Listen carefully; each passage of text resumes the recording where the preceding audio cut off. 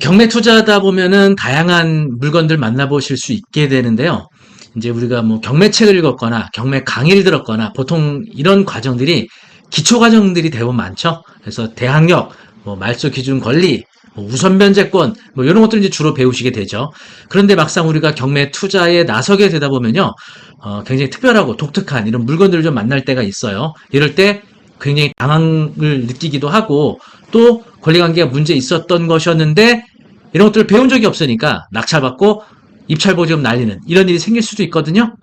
최근에 경기도 김포에 있는 청송마을 아파트가 입찰을 진행했었는데 굉장히 특별했었던 물건이에요. 이게 뭐였냐면 원래 그 소유자의 아들이 거주하고 있었거든요. 그랬다가 아버지가 돌아가시면서 자녀들에게 상속이 됐는데 이 상속인들 중 그 한 사람이 그곳에 거주하고 있었고 법원에다가 권리신고와 배당 요구를 한 거예요. 그래서 이 사람의 권리신고에 따르면 대항력이 있어 보이거든요. 자, 그런데 문제는 임차인으로 거주하고 있다가 아버지하고 아들이 계약서를 맺고 계약을 체결해서 아들이 살고 있다가 아버지가 돌아가시면서 소유권을 이 자녀가 상속받은 거예요. 다시 말하면 임차인으로 살고 있는데 소유권을 넘겨받은 거예요. 그럼 과연 임차권은 계속 유효하냐 아니면 임차권은 소멸되느냐 이런 문제거든요.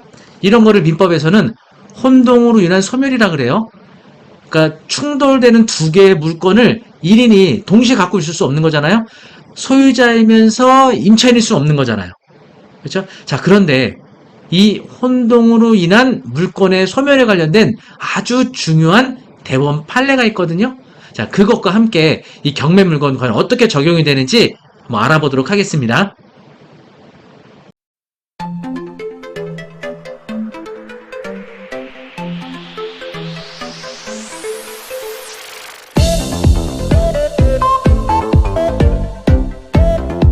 어떤 분들은 임대 수익을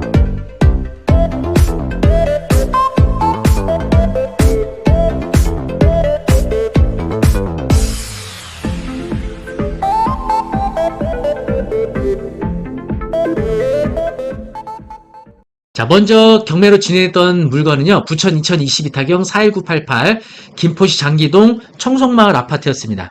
평형대는 51평이고요. 감정가 6억 2,300에서 2회 유찰돼서 3억 527만원.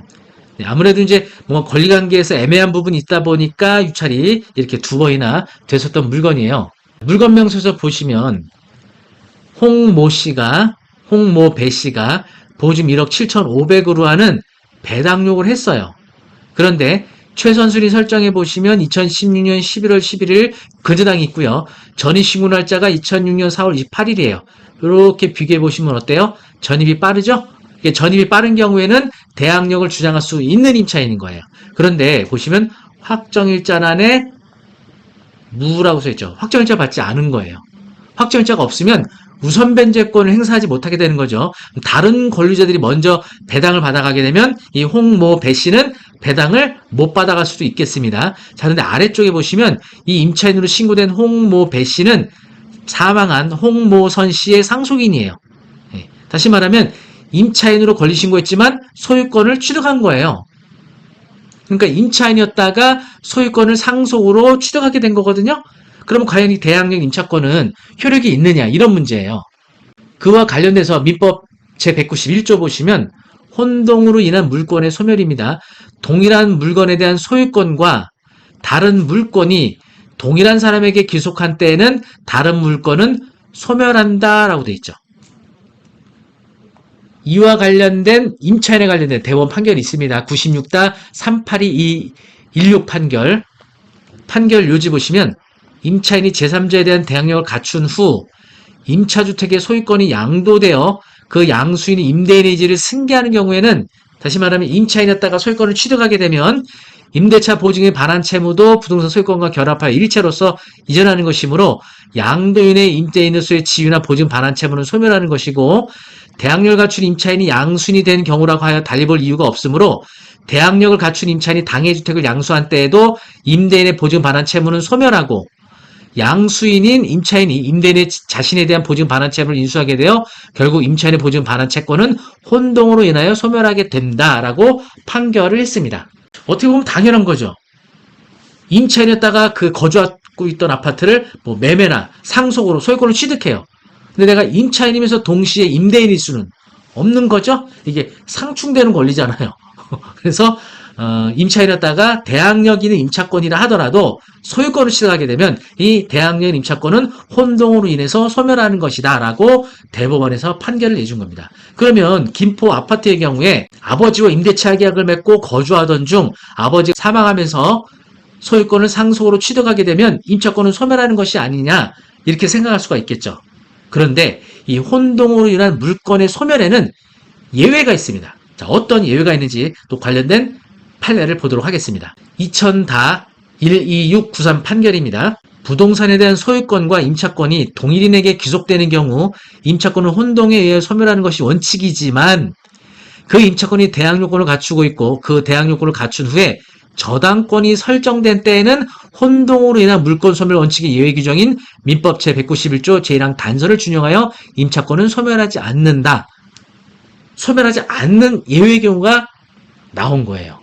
자, 여기서 말하는 민법 제191조 보시면 좀 전에 보여드렸던 민법 제191조 혼동으로 인해 물건이 소멸하지만 그러나 모든 법 규정에는요 이렇게 단서가 붙는데 단서를 늘 주의해서 봐야 됩니다. 그 물건이 제3자의 권리의 목적이 된 때에는 소멸하지 아니한다. 이렇게 되는 거예요. 다시 말하면 혼동으로 인해서 물건이 소멸해야 되지만 제3자의 목적이 된 때에는 소멸하지 않는다는 거예요. 그래서 근저당이 먼저 설정이 돼 있었고 그리고 만약에 그 이전에 임차인이 임차권으로 소멸하게 되면 이 근저당권자가 후순위였다가 선순위로 지위가 바뀌게 되는 이런 불측의 어떤 근저당의 이익이 발생하게 되는 거잖아요. 그래서 이런 경우에는 임차권이 혼동으로 소멸하지 않는다는 단서가 적용이 되는 겁니다. 자, 관련된 등기부등본을 보시면요. 여기 이제 홍모선 씨가 이분이 2006년도에 소유권을 취득했다가 2018년도에 사망하면서 여러 상속인들에게 상속이 됐는데 상속된 사람 중 홍모배 씨, 바로 이분이 그 주택에 거주하고 있던 사람이었어요. 그리고 을구에 보시면 2016년 10월 11일자로 농협의 근저당이 설정이 돼 있었단 말이죠. 이렇게 근저당이 설정돼 있었던 경우에는 임차권이 혼동으로 소멸하면 안 된다 이거예요. 왜냐하면 후순위 저당권자가 선순위로 지위가 바뀌게 돼서 불측의 이익을 보게 된다는 거죠. 자, 그러면 이 홍모배 씨는 혼동으로 인해서 소멸되지 않는 대항력 있는 임차권이 있기 때문에 1억 7,500이 경매 매각 절차에서 배당이 안 되면 낙찰자가 인수되는 상황이 오는 거겠죠? 자, 확정일자가 없잖아요. 확정일자가 없으면 선순위 권리자들이 배당을 받고 남는 잉여금이 있을 때 배당을 받을 수 있는데 이분은 배당이 만약에 안 된다면 1억 7,500을 낙찰자가 인수로 가야 되다 보니까 두 번씩이나 유찰이 되었던 것으로 보여집니다. 그런데 이상하지 않나요? 의심스러운 게 있죠. 보통 금융권에서 대출 나갈 때 기존에 임차인이 있는 경우에는 대출을 안 나가거든요.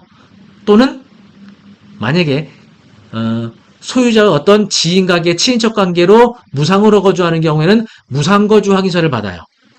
임차인이었다면 대출 안 나갔을 것이고요. 근데 농협에서 대출 나갔잖아요. 아마도 농협에서 이 홍모 배 씨로부터 무상거주 확인서를 받았을 수 있거든요. 그래서 처음 공지되었던 이 물건 명세서에는 이 홍모 배 씨의 무상임차인에 대한 내용이 없었는데 매각 물건 명세서는 새로운 매각일 일주일 전에 새로운 내용이 업데이트돼서 올라오거든요. 그래서 마지막 3차 입찰 일주일 전에 공고된 물건 명세서에는 이런 새로운 내용이 업데이트 돼 있었습니다. 함께 보도록 하겠습니다. 자, 보시면 작성일자가 2023년도 8월 2일자죠. 처음 공고된 물건 명세서 작성일자는 5월 8일이었는데 네, 이렇게 해서 업데이트된 물건 명세서예요. 그래서 아래쪽에 보시면 2023년 7월 7일자로 농협에서 농업협동조합 자산관리회사로부터 무상임대차 확인서가 제출된 이렇게 돼 있잖아요. 다시 말하면 이 홍모배 씨가 농협에서 대출 당시에 본인은 무상임차인이라고 작성한 이 무상임대차 확인서가 있었고 농협에서 법원에다가 제출했다는 것이 물건명세서에 표시가 된 거예요. 그러니까 어때요? 이제 입찰을 하기 어려운 상황이 해소가 된 거죠. 혼동으로 인해서 임차권이 소멸하는 것이었지만 저당권으로 인해서 임차권이 혼동으로 소멸하지 않게 되고 그로 인한 이 홍 씨의 확정일자가 없는 것으로 인한 보증금을 인수해야 된 상황이 올 수도 있었는데 농협이 대출 당시 홍 씨에 대한 무상 임대차 확인서가 작성이 되었고 경매 절차에서 법원에다가 제출한 거죠. 이게 물건 명세서에 공고가 됨으로써 입찰자들에게는 굉장히 마음이 편해진 거죠. 그래서 결국은 낙찰이 어떻게 이루어졌는지 한번 보도록 할까요?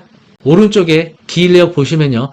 6억 2,300에서 유찰돼 갖고 4억 3,610만 원으로 유찰되고 아무도 입찰자 없어 또 3억 527만 원으로 유찰이 됐는데 12명이 응찰해 가지고 낙찰 가격이 4억 4,133만 원. 다시 말하면 요 전차 수보다도 훨씬 높게 써냈죠. 왜냐하면 홍모 씨 대항력인 임차인으로 인한 인수가 불안이 해소가 됐잖아요. 무상임대차 확인서를 통해서. 네. 오늘 소개해드린 내용 어떻게 좀 이해가 되셨나요?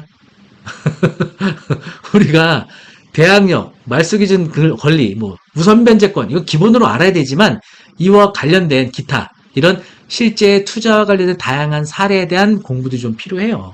그래서 좀 어렵게 느껴질 수도 있는데요. 이런 공부를 자꾸 연습하다 보면 다양한 사례별로 공부를 하실 수 있을 겁니다. 그래서 저희가 조선닷컴 교육센터에서 9월 2일 토요일 날 개강하는 수업이 있거든요. 바로 실전 임장 클래스 수업이에요. 그래서 실전에서 만날 수 있는 다양한 사례별로 공부하는 수업도 2회 토요일 날 진행을 하고요. 또 우량한 경공매 물건 임장하는 수업 2번. 그래서 총 4회로 수업을 진행하게 될 겁니다. 사례별 권리분석 2회 수업과 그리고 임장 수업 2회 그리고 3회는 토요일 날 수업을 진행하니까 직장이나 사업하시는 분들에게 시간 괜찮으실 거예요. 토요일 오전 9시 30분부터 오후 12시 반까지. 그래서 경매 기초 과정을 좀 배웠는데 내가 실전 투자기에 좀 어려움이 있다. 이렇게 느끼시는 분들은요.